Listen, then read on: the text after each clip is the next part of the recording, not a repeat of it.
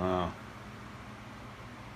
so, due to the rest of this video, I'm going to do my best to explain a particularly vital part of brass preparation. And keep in mind that what I'm doing here is pretty specific to bulk loading.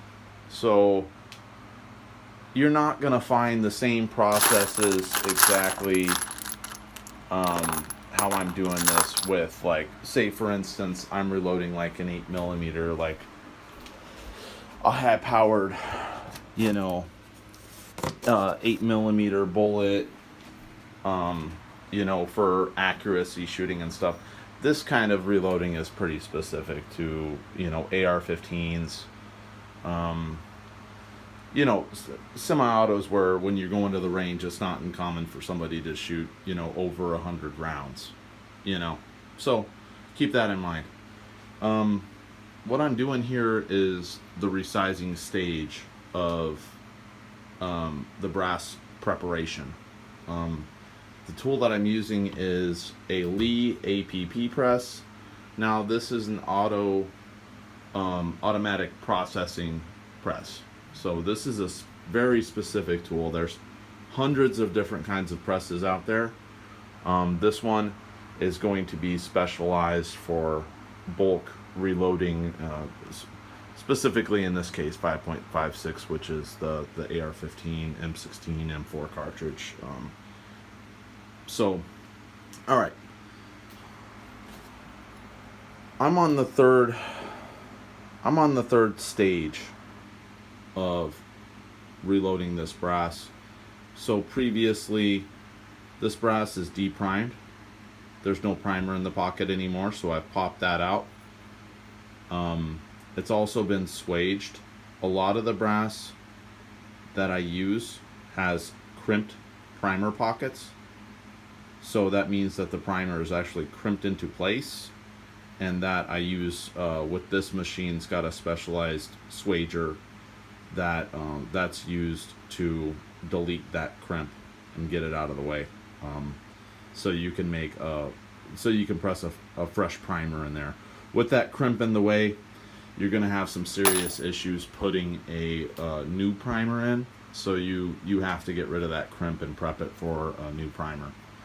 The stage that we're on now is, like I mentioned earlier, a vital process. This is the resizing of the brass. When you fire brass, it's going to expand and form to the chamber of the weapon that it was fired in. Not all those chambers are the same. From manufacturer to manufacturer, they are going to be different. There has been an evolution specifically for 5.56/223 chambers that has occurred over a period of time since its conception. So what we're doing here is we're shaping it, or reshaping it rather,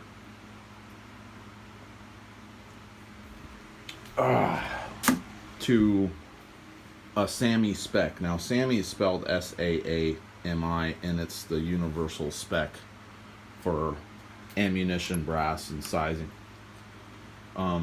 Basically, well, let's watch.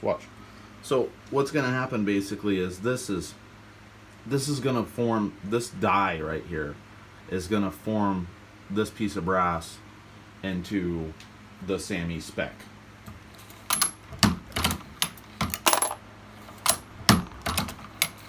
As you can see, these tubes, they spin. So when this tube, I'll show you real quick.